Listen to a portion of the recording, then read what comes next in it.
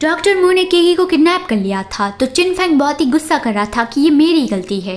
मुझे ये रियलाइज ही नहीं हुआ कि आखिर डॉक्टर मू के असली इरादे है क्या। उसने केगी की बीमारी तो ठीक नहीं की बल्कि हमारा इस्तेमाल भी कर लिया।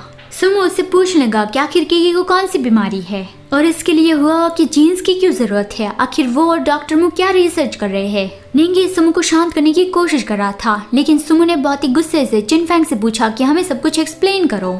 तो फिर चिनफेंग बैठ के सब कुछ बताने लगा कि केगी को जन्म से ही ये बीमारी है और ये बीमारी बहुत ही जानलेवा है। उस बीमारी को हटाने के लिए मुझे बस सबसे ज्यादा स्ट्रॉन्ग फायर अल्फा और रेयर वाटर ओमेगा की कॉम्बिनेशन वाले जीन्स की जरूरत थी जो हुआ था, इसलिए ही मुझे हुआ की जरूरत थी। ये सुन के निंगी और सुमो दोनों सरप्राइज रह गए कि केगी को बचाने के लिए तुमने हुआ को चोट पहुंचाई।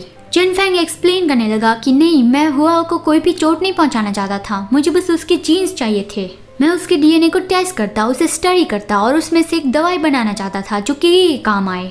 और ऊपर से मेरा छोटा भाई हुआ को बहुत पसंद करता है तो फिर मैं उसे चोट कैसे पहुंचा सकता हूँ। ये सुन के निंगी और सुमो कंफ्यूज के साथ साथ बहुत ही सरप्राइज रह गई कि वो तुम्हारा भाई है, मतलब कि एक लड़का है। सुमो ने तो ये इमेजिन किया था कि केकी उसकी बहू बनेगी लेकिन वो तो लड़का निकला। और अगर वो एक लड़का है तो फिर वो लड़कियों के कपड़े क्यों पहनता है। चिनफेंग ने ये भी एक्सप्लेन किया कि पुराने ज़माने में ऐसा कहते थे ना कि अगर बहुत ही कमज़ोर और बीमार लड़का हो तो फिर उसे बचपन से ही एक लड़की की तरह बड़ा किया जाए तो फिर वो बड़ी बीमारी से बच सकता है, जानलेवा बीमारी से बच सकता है। डॉक्टर मू एक बीटा को अल्फा बनाने वाली दवाई पे काम कर रहा है तो इसीलिए ही वो हुआ और केकी के पीछे पड़ा है। सुमो बहुत ही डर रहा था कि बच्चे खतरे में है लेकिन चिनफेंग ने कहा कि अगर डॉक्टर मू का एक्सपेरिमेंट फेल हो जाता है तो फिर वो अभी के लिए तो हुआ और केगी को कोई जानलेवा चोट नहीं पहुंचाएगा और ऊपर से अभी उसे बहुत सारे एक्सपेरिमेंटल सब्जेक्ट चाहिए होंगे। उन तीनों ने ये तय किया कि वो लोग यहीं पे बैठे रह के टाइम वेस्ट नहीं कर सकते, उन्हें ये पता करना होगा कि आखिर डॉक्टर मू है कहाँ पे। डॉक्टर मू को अभी एक्सपेरिमेंट के लिए बहुत सारे बीटा चाहिए होंगे, मतलब कि वो बीटा पे एक्सपेरिमेंट करेगा ना कि वो बीटा अल्फा बना या नहीं।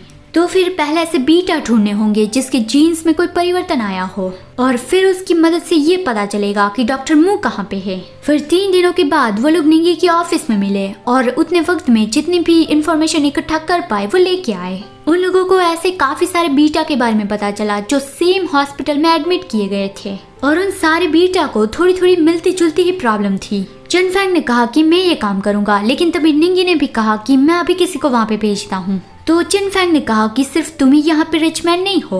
उस हॉस्पिटल का नाम था शेंगा हॉस्पिटल। चिनफेंग ने बताया कि मैंने उस हॉस्पिटल के कुछ शेयर खरीदे हुए हैं तो फिर मुझे ही इन्वेस्टिगेट करने दो और ऊपर से ये मेरी गलती की वजह से हुआ है, उसमें मेरा भी भाई फंसा है तो फिर मुझे ही इसे सॉल्व करने दो। चिनफेंग के जाने के बाद निंगी सोच रहा था कि अच्छा हुआ कि उन्हें कोई तो क्लू मिला, लेकिन तभी उसने देखा कि सुमो बहुत ही कमजोर पड़ गया है और बेहोश होकर गिरने वाला है तो उसने जाके तुरंत ही उसे संभाला और कहा कि तुम बहुत ही थक गए हो तो तुम थोड़ा आराम कर लो।